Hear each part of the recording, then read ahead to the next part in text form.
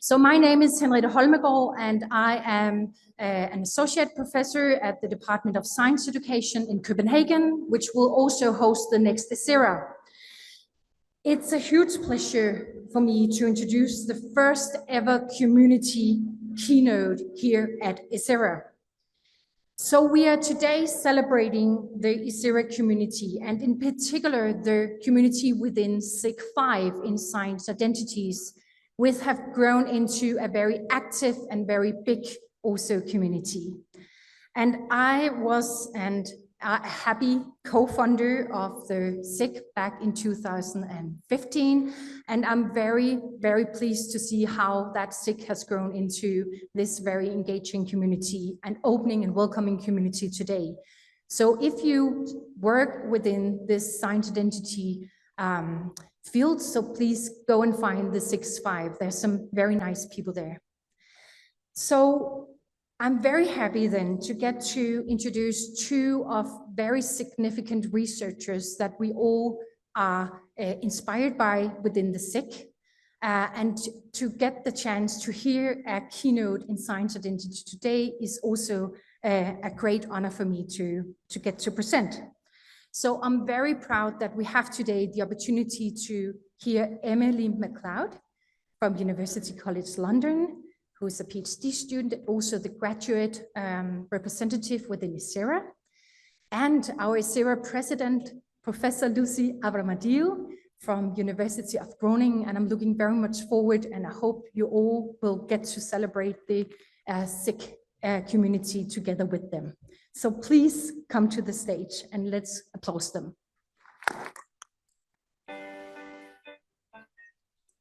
Who's my pretty girl?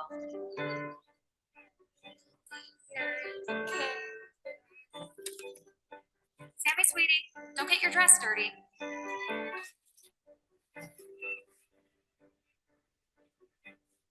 Sam, honey, you don't want to mess with that. Let's put him down.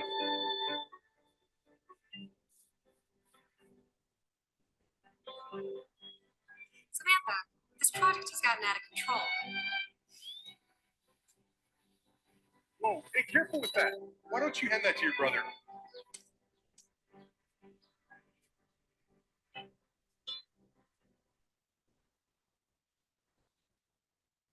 Our words can have a huge impact. Isn't it time we told her she's pretty brilliant too? So welcome. Thank you for coming.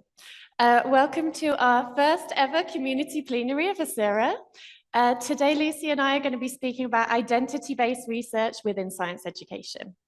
My name's Emily MacLeod, and as Henriette kindly introduced me, I'm just finishing my PhD at UCL. Lucy? Lucy Avraamidou. I'm a professor at the University of Groningen in the Netherlands. Happy to be here and to give the first ever plenary, ESERA community plenary. So this community plenary is a little bit different from a traditional keynote that we've had the rest of the week. Lucy and I are here in two kind of roles, and we've got two aims today. First of all, we're here as members of SIG5, ESERA's Science Identities Special Interest Group, and then we're going to be celebrating that in a little bit. But we're also here as science education researchers and science identity researchers. And a little bit more like a traditional keynote, we're going to be telling you about what we know about science identity research, but also looking ahead to what science identity research might look like in the future. So welcome, and we hope you enjoy. So first of all, we want to start by passing this community plenary over to you. We've just showed you this video, and we want you to think about, what did you see in the video? We'd like you to discuss with the person next to you for about 3 minutes. What did you see in the video? And I'm going to try and bring you all back in about 3 minutes with some teacher clapping. So what did you see? Okay, thank you. Yeah. You can tell we're a room of teachers. Thank you. Thank you. And thank you for coming back. That was excellent. Okay. I really want to know what you were discussing. That looked really great. That was so wonderful to see. So thank you for engaging with that. I really want to know what you were talking about, but we discussed, and I don't know how logistically we would share that. So perhaps we can continue this discussion outside of the hall after this space. Perhaps you noticed that Samantha in the video was interested in science. Perhaps you noticed that the way that her parents, or who we presume are her parents, spoke to her, they spoke to her in a way that they maybe didn't recognize her as someone who was like someone who could do science. They didn't recognize her as her scientist. Maybe they didn't recognize her as a potential future scientist. Perhaps, extra points, if you also noticed that the way that Samantha's parents spoke to her was different to the way that they spoke to her brother. So what is the impact of our actions and our words like that? These are things that we're going to be discussing today. How does speaking to someone like that and behaving in that way impact someone's interests and trajectories and identities within science? One example of this is from the Aspires project, on which I've worked since 2015. This is a quote from Selena. So at this stage, Selena is year 13, which means that she's about 18. And she told me, I wasn't interested in science because I thought like girls didn't do science or whatever. Like from year 5 or 6, so that's about age 10. I was like, I thought science wasn't for girls because mostly boys liked it and girls didn't. So I thought that maybe actually I don't like science because of that. Science wasn't for girls, so maybe I don't like it because of that. We want you to bear this in mind, this feeling of inclusion or exclusion from science and the interest in science throughout this talk today. So what are we going to be doing? Our community plenary has 4 parts. First, what are science identities? Secondly, we're going to be celebrating the work of SIG5, who's also already been discussed. Thirdly, we're going to tell you what do we already know about science identities. And 4, we're going to look back on that current research in order to look forward. What is science identity research going to be like in the future? What could it become? And before we go into this, I invite you to write any questions or reflections on our Menti. So I'll just leave that up for a moment. We'll come back to this at the end, but if you've got any questions or reflections that we can discuss at the end of this session or outside of this session, we invite you to share your thoughts. Thanks. Okay, I hope that was enough time for everyone. I begin the first part of this talk. I will try to define science identities in a way that makes sense for this very big audience. And I warn you, this is an oversimplification, and I am only sharing this for the purpose of establishing a departure point for everyone. So science identity in the past 20 years or so has been used to refer to if and how people see themselves as science persons, but also how they are seen or recognized by others. Either these are their families, teachers, friends, or other members of other social communities that we engage in. And just to give you a few examples of what researchers in identity-based research have been exploring through the use of both quantitative and qualitative methods in different parts of the world, I'm sharing a list of research questions. So a few researchers have studied teachers' identity development, others have focused on students or learner identities, others examine how science identities relate to gender identity, while others, especially in the context of the US, have examined how science identities intersect with gender and race. A few others have examined the kinds of experiences or events that people experience throughout their lives and how those shape their identities. And recognition has featured centrally in identity-based research, and recognition has a central focus in this talk. Recognition has been used to examine how one is recognized by perceived experts in science, but also by others. And recognition points to the social nature of science identity. The problem with the social nature of science identity is that, as the research shows, there exists a tension between how an individual's science identity and how it is accepted or not accepted or even rejected by others. And this is particularly true for minorities in science, as for example, women, girls of color, ethnic minorities, religious minorities, and so on. And this is precisely why the construct of science identity is so valuable and timely. Here's a brief justification. Science identity provides us with a lens to explore how issues related to social, cultural, and political issues support or hinder science participation. So essentially what science identity can do as a construct is that it can challenge the taken for granted image of science, or who is or who can be a science, or what it means to become, not become or unbecome a science person.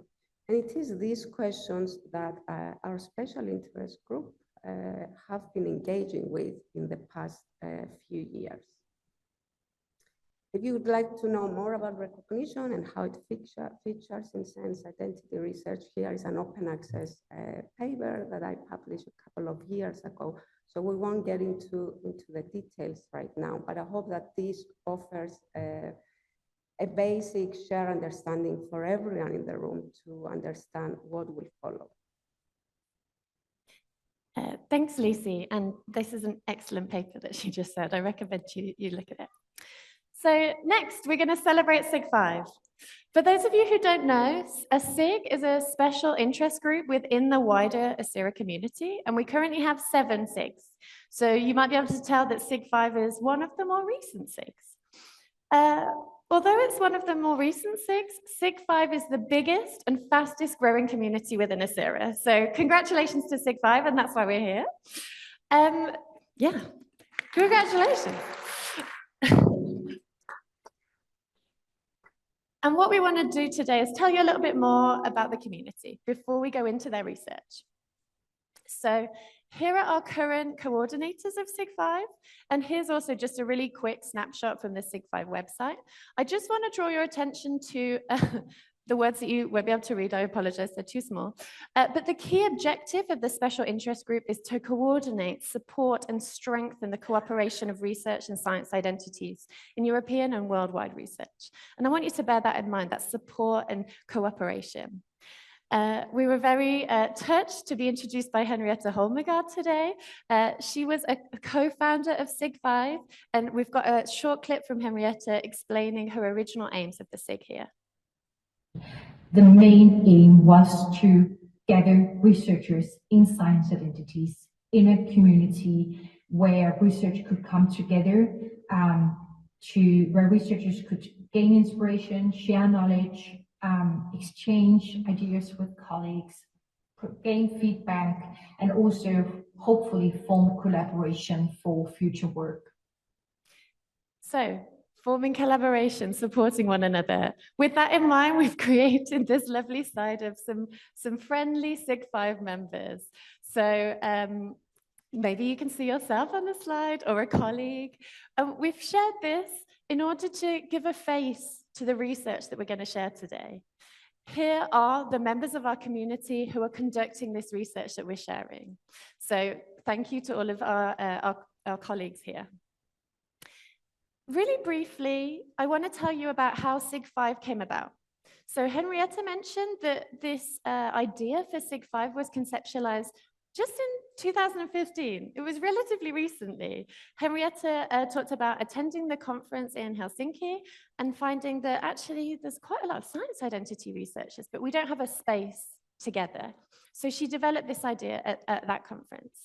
Then, 2 years later, in Dublin, the SIG officially launched in 2017, and this was the title of our symposium, State of the Art Research on Science Identities. I want you to pay attention to the number here. At that stage, we had 21 members. Of course, we had our conference in Bologna in 2019. Engaging with issues of culture and power within science identity research was our symposium at the conference. And at this stage, the SIG did something that other SIGs haven't done. They're building the early career researchers into their leadership. This is something particularly close to my heart because this is how I got involved with the ESERA community. Of course, in 2021, we had our online conference and we couldn't be together in person, but the SIG continued to hold its biannual symposium. And during this time, during the pandemic, the SIG community grew so much. We had so many online events, and this was really great, especially for early career researchers like myself.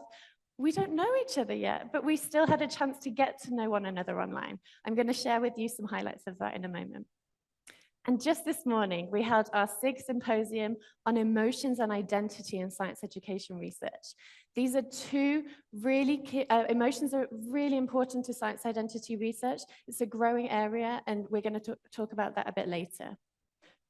But look now, we've got over 140 members on our mailing list. SIG5 is the biggest SIG within ESERA, so really congratulations to Henrietta and the whole community. And just look how quickly we've grown. So I want to share with you some fun activities that SIG5 have done. Like other SIGs, we've had some reading groups. This is where we read and discuss and speak with the authors of new and important papers in the field. We've also held writing groups. I personally love these because it's a way to meet online with people, still get your work done, but also meet with colleagues from around the world. We've held webinars. One particularly interesting one recently was about arts-based methods within science identity research. We've held 2 book launches. The most recent one was just in April earlier this year. And of course, we've held pre-conference and conference events. So we know about the conference events, but this year, an example of a pre-conference event, SIG5 started a mentoring community. And last but not least, we have actually sometimes met up in person in recent years. So here are just some snapshots of our community meeting together in person. As you can see, sometimes there are other conferences like last. So here are some examples and some faces of this research within our community. But what do we know? What is this community doing? What is our research and what have we found from it? Here are 4 books within science identity research. As far as we know, they're the 4 books within science identity research. And you can see here the dates. This is a new field. It's really grown significantly in recent years. The last 2 books have been in the last 3 years. We're growing significantly and very quickly. And when Lucy and I were given this opportunity, we discussed how can we share science identity research with you? We're very aware that some of you in the audience are science identity researchers, but we're also aware that some of you don't know about science identity research. So we wanted to introduce you to some of the concepts and research within the field.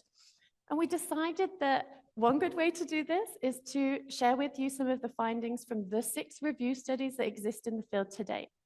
So I want to caveat this with, this is not a systematic review of everything we know within science identity research. This is an introduction to the field. So our 6 review studies. Our first one was in 2009, still relatively recently. And this paper looked at 17 articles, and you can see by the dates, again, how recently this field began. And this paper, in this paper, the author looked at young people's science identities. So the author found that science identities change and respond to learners' actions and agency. In that way, our science identities are not things that we have or are, but the author found that identities adapt and change, their processes, their journeys ongoing, that we're always going to be on. As perhaps unsurprisingly, given how we started this community plenary with the video, this author found that there was also aspects like gender, ethnicity, and social class that shaped learners' identities. Who we are outside of science impacts how we feel and who we are within science. Also, there are some norms within the science classrooms, traditional science classrooms, that can prevent or discourage students from participating in science. We saw some examples of that in the video at the start of this presentation. So what happened next? In 2012, there was another review also into young people's science identities, and this grew on the work of Shanahan, the first paper.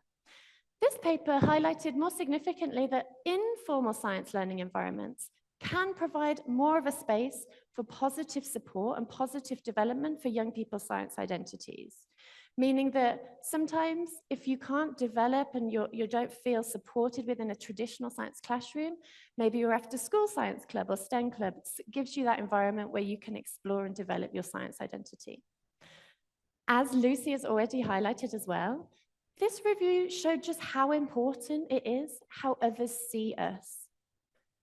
How others see us really influences our science identity development.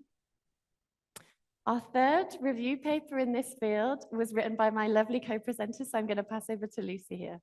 Yeah, so as the name suggests, this review focused on science teacher identity. And at that time, so I did this in 2014, so I synthesized the findings of studies published in the past from 2000 to 2013. And I did that because there were only 29 studies at that time published. I wouldn't dare to do a review study of science teacher identity at this time, because there are probably more than a couple of hundred. And the main outcomes of that work pointed mostly to the nature of teacher identity, which is socially constructed, it's dynamic and fluid, it's multifaceted, which means consisting of interrelated sub-identities. But perhaps what is most useful in this work is the identification of gaps in the knowledge base. First, is that I found very few links between science teacher identity research and reform recommendations. There was an absence of large-scale and longitudinal studies, and this is still true. Very few researchers looked at identity enactment or performance in school classrooms, and I think this is still true. And we have very little understanding of the influence of context, how classrooms or how teachers are recognized by their own students shapes their identity development. Thank you. So our next review study, the fourth one in the field, was also about science teachers' identities. Whereas Lucy's paper found 29 publications, just a few years later, 79 publications. Our field is growing really rapidly. This paper found that science teachers' identities are rooted within their subject identity, so who they are in science, but also their science community identity. Who are they with the people they work with? Who are they within the wider field?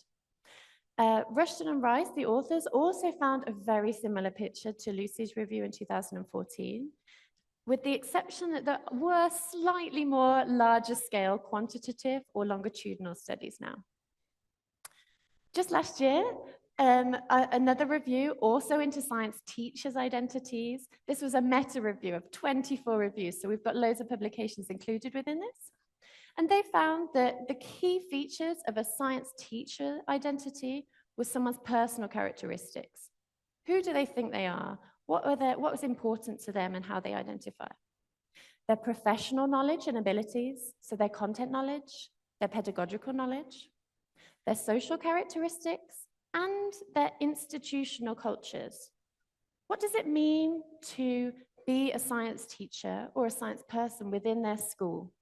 What does it mean to be a good science teacher within their school? Those things will change from institution to institution.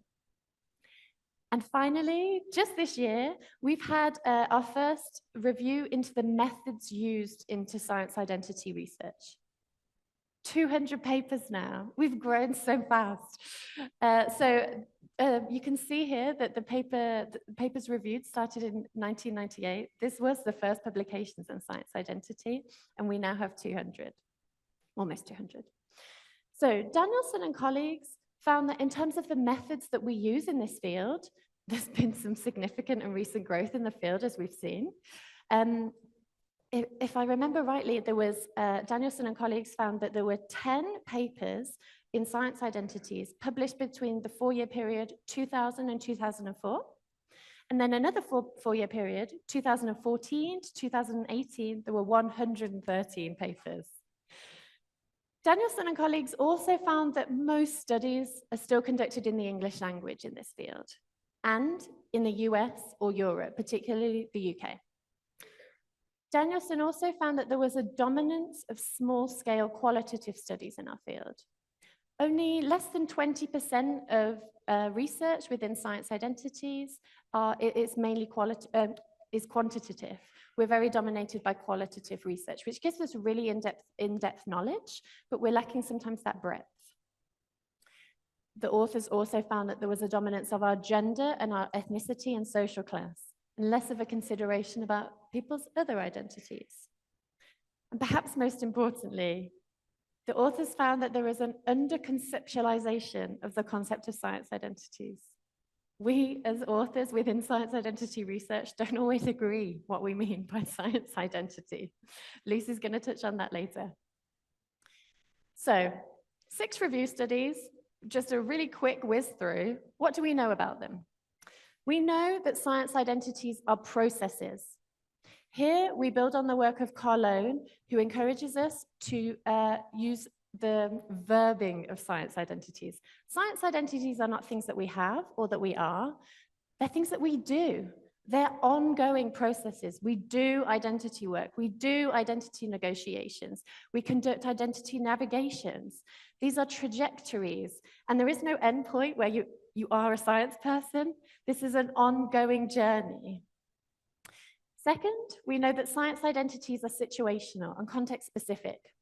Who we are and whether we're a science person in one context, like our science classroom at school, might be different from who we are and whether we're a science person in a different context, like our after-school club, our STEM club on the weekend. We also know, thirdly, that science identities continually intersect with our other identities. Again, we saw that in this video at the start, for example, our gender, our ethnicity. How those things are recognized by other people can really impact our science identities. And I've just hinted at our 4th one. Science identities are shaped by the recognition that we receive from others. If our teachers, if our parents, if our colleagues don't recognize us as a science person, that really makes it difficult to develop these science identity processes and negotiations. So, we know that science identities are driven by a sense of community, attitudinal factors, alignment between school, science at school, but also the utilization of science in our everyday lives. Science identities are constructed by the experiences that we have via social interactions with others and our exposure to scientific experiences. They can also occur differently in formal and informal contexts. At this point, we'd like to invite you to reflect upon your own science identities. We're just going to give you a couple of minutes to reflect silently and think about the following questions. Who has impacted your science identity development? What experiences have been critical in your science identity development so far? And were there any specific places or spaces which have shaped your science identity development so far? We'll give you a couple of minutes. Thank you. So what I will try to do now, I will attempt to summarize what we know through a critical lens and identify some gaps in the knowledge base, and I will offer some recommendations for future directions. And I will offer criticism around 5 areas. And I will start with the question of whether we are maybe facing an identity crisis, especially in relation to conceptualizing science identity. To start with, some researchers use singular, others use plural, others use terms such as teacher identity, others use science teacher identity or professional identity, usually to refer to the same thing. Others emphasize the importance of discipline or disciplinary identity and use constructs such as physics identity or biology identity, while others use more comprehensive terms such as STEM identity. We take a close look at the various conceptual models and frameworks of science identity, despite their similarities in individuals. Again, we notice that researchers have used a variety of conceptual frameworks to emphasize specific or a variety, again, of different constructs and their relations to conceptualize science identity. If you're interested in getting an understanding of how STEM identity has been conceptualized and used in research, this is a good departure point. It's a useful resource that includes short interviews of 13 researchers who are working with STEM identity, especially in the context of informal science.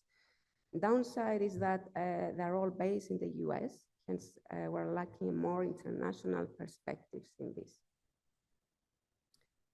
So this is to say that despite the usefulness of science identity in framing research explorations related to science engagement, we still lack an operational definition. And the problem with that is that in the absence of a definition, we are led to believe that identity is one of those self-evident notions that arise from first-hand and unmediated experiences. So put more simply, anything goes. I will argue that greater clarity about the dynamic and relational nature of science identity can help foster a more sophisticated approach to examining issues, especially related to power, access, inclusion, and exclusion in science.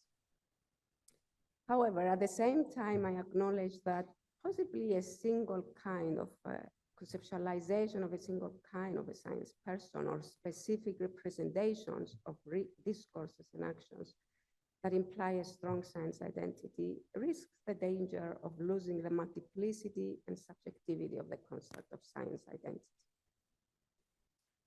A second point of criticism is connected to the question of where is science identity research located, geographically at least, and consequently, who does identity research? So as you see from this visual, our work is mostly situated in Eurocentric context, which provides us with a fragmented and limited understanding, especially of how different socio-political spaces might shape science identity. A third point of criticism is connected to the lack of more thorough engagement with intersectional approaches to examining science identity development. While in the past couple of years, we witnessed more and more studies adopting intersectional approaches to examining how science identity intersects with other kinds of identities, the majority of these studies are focused on gender and race and are situated in the context of the US. Hence, I will argue that we need to engage more thoroughly and systematically with intersectionality because it can provide us with a lens to perhaps reconceptualize science identity in conjunction and not in isolation with other identities, and to examine how these identities or these intersections either support or hinder the process of becoming a science person or forming a science identity. If you're interested in finding out more about the origins of intersectionality and how it has transcended boundaries, both geographical and disciplinary, here is a list of books that will provide a solid understanding. So for example, in science education, how specific identities intersect with science identities still remain underexplored. And these are a couple of examples. Diverse gender identities like non-binary or transgender identities remain largely underexplored.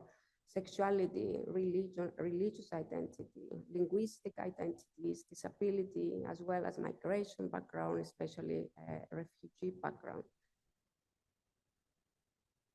If you're interested in reading an example of such work, here is a paper of mine where I explore through a life history approach, examining the ways in which multiple types or kinds of identities, such as ethnicity, religion, in this case, Islamic identity, and social class intersect with physics identity.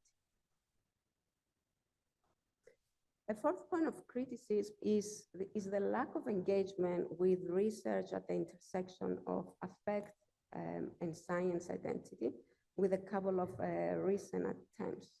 So I think specific questions that still remain unanswered are the following. Who is allowed to feel, but also who is allowed to express emotions in science spaces? How are emotions constituted within contemporary power structures in science identity development? And how are boundaries in terms of expression of emotions drawn or redrawn in science identity authoring? And lastly, I think an important area of research will be an understanding of the nature of the emotional trajectories of individuals that have been traditionally marginalized from science: women of color, ethnic and religious minorities, and so on, as they form or not form science identities. And lastly, another limitation of the identity-based research in science identity is that, my work included, is that it has suffered from the dualism between the self and the body. More narrowly, identity-based research has conceptualized the mind and the body relationships as binary. And more often than not, we have privileged the mind over the body. And the danger in that, I will argue, is that we treat bodies as apolitical instead of political projects. And as such, we risk remaining oblivious of questions about what bodies mean to those who live them, but also for others, and how such an understanding might provide us with the tools needed to examine science learning as an embodied experience. In terms of future research, I provide 3 research questions as a possible departure point for engaging with embodiment. And the first one is, how does embodiment might change ways of understanding science identity, but also the landscapes that might hold? How are science identities performed in different spaces? And the third is, how do individuals make meaning of their bodily experiences through their engagement with science and developing science identities? And I would like to end with an invitation to you, researchers in science identity, as well as others. I think we need to move away from binary conceptualizations, dichotomies of spaces, formal or informal, linearities of time, and also singularities of identities. And in thinking about possible futures for our community, as well as the research that we do, we offer 3 invitations. The first one is for researchers as well as collectives with diverse identities to engage with science identity, because their own identities do matter and shape research and have the potential to shape existing knowledge base. The second one is for engagement with science identity research in more diverse geosociopolitical contexts, as well as various disciplines. At the moment, we know a lot about physics identity, a little more about biology identity, but we don't know much about other disciplinary identities, like chemistry identity, for example. And the third invitation is for engagement with research published in different languages for the purpose of gaining a truly international or global understanding of the field of science identity research. Thank you very much. We return to our Menti activity for questions and reflections, but we also open up the floor for any questions that you have. Thank you.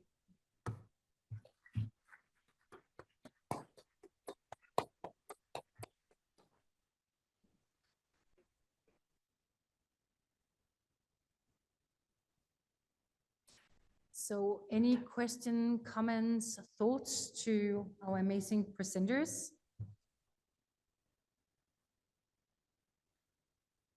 And I hope there is someone running around with a microphone. So wave hands if you have any thoughts, comments, questions. There was someone on the side. I cannot see the waving hand. Oh, Here, yes, thank you. Please go ahead. Magnus Oskarsson, Sweden. I think it was a really brave presentation. I really like your last slide also, what to think about to avoid dichotomies. And really, I think we have a discussion this morning also. I think overall, I think we have two different lines in our research. We have those who, with all respect, think that the students should be something. We have a path from them to work to science education, and surprisingly enough, they choose another path, and we try to. But I think what we must realize, we must see our students and our pupils as subject, and listen to their voices, and be open for different explanations, and not looking for solutions, but looking for understanding. Thank you for the opportunity. Thank you. Thank you.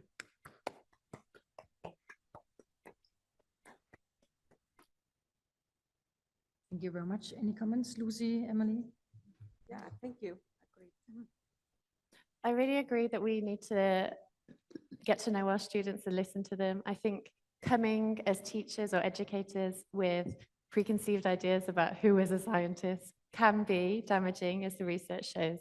So I think you're right. It's very hard in practice to get those ideas away, but listening to who they are, listening to what they have to say, I think is a really great start. So thank you.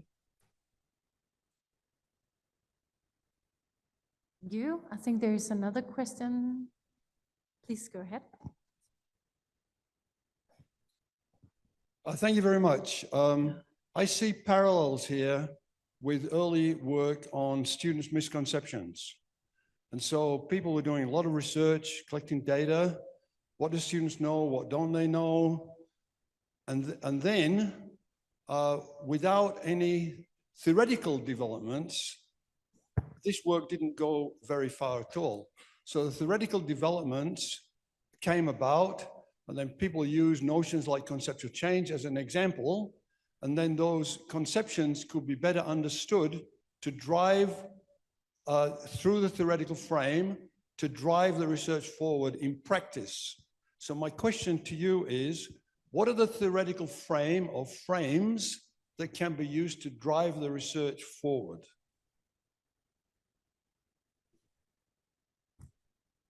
Yeah, maybe I would like to first say that, so I did share a slide with some theoretical conceptual frameworks that have been used to shape science identity research. And I think one thing, even despite the variety in those frameworks, one thing that they do have in common is that subject matter knowledge is central in all of them. It sometimes is defined in different ways, typically as competence, which is directly connected to subject knowledge, to subject matter knowledge. So this is to say that science identity is not detached from these theoretical frameworks that have been used in the past. But I think what science identity or conceptual frameworks around science identity do is that they bring to the forefront the affective domains of learning, or the importance of social interactions in constructing subject matter knowledge or conceptions. Does this answer the question?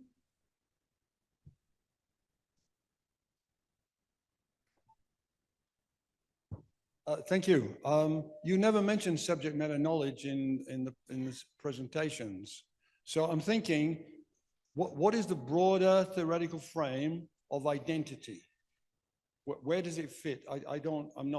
I've read your work, I'm familiar with some of this research, but I don't know off the top of my head what the theoretical frameworks are that can drive the research forward. Yeah. Because you cannot continue as with the misconceptions research, doing more and more studies in more and more ideas, and you just like collecting stamps.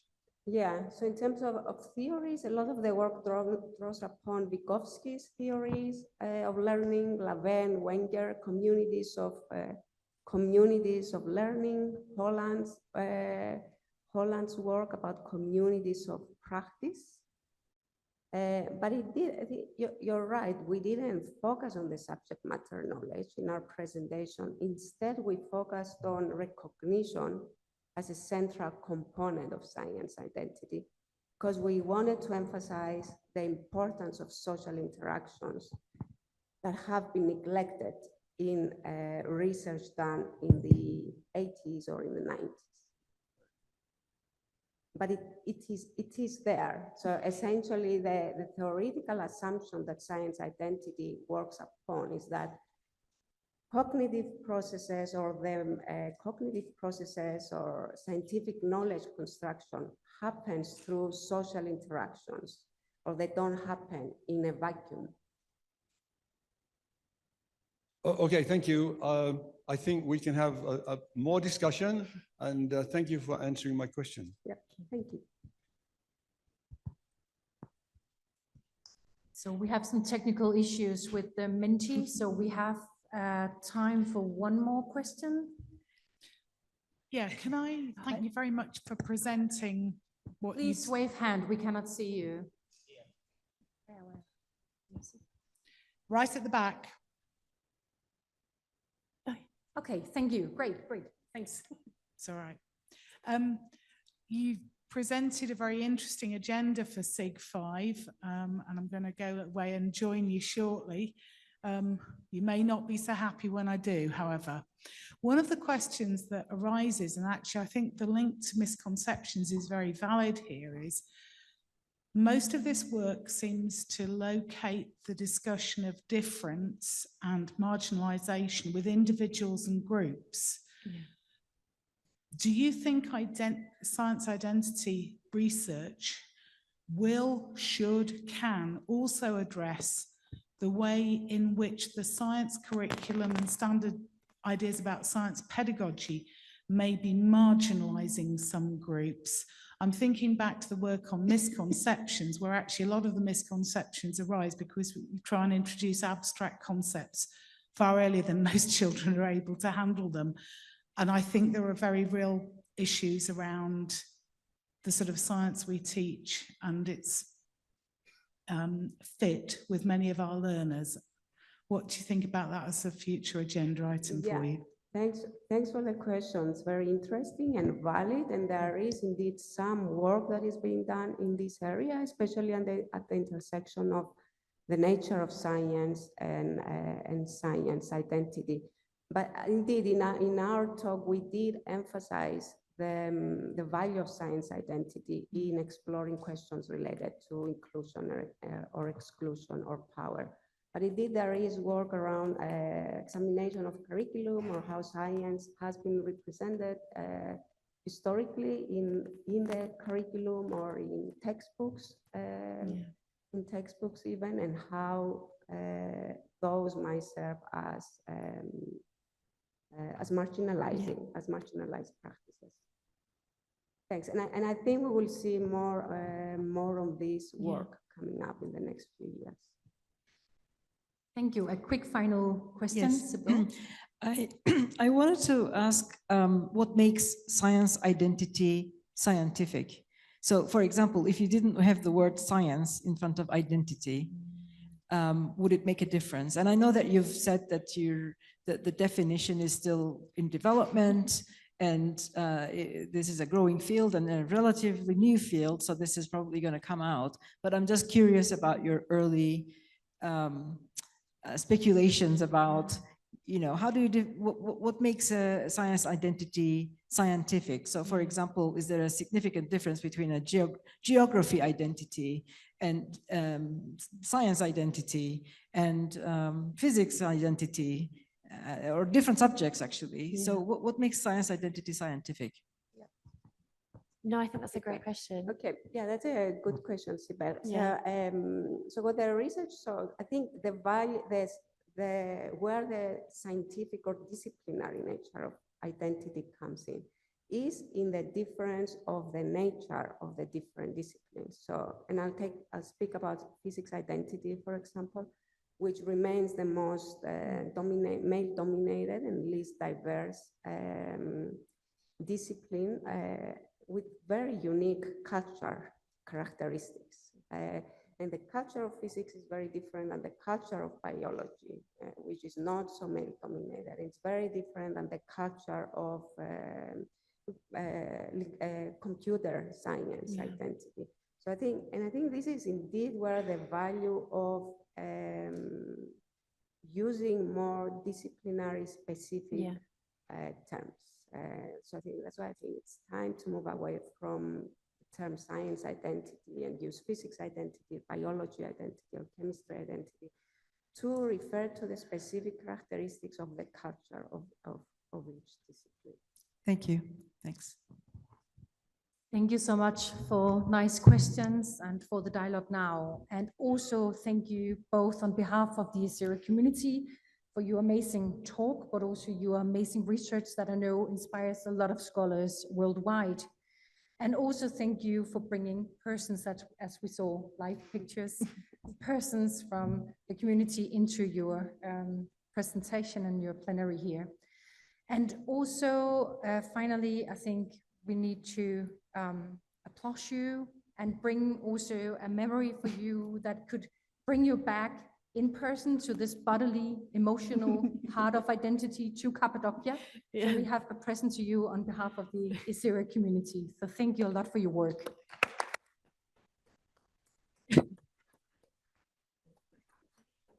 Thank you. So thank you a lot for attending the plenary today. We hope you will have a lovely rest of the conference, and now it's time for lunch. So thank you so much for attending.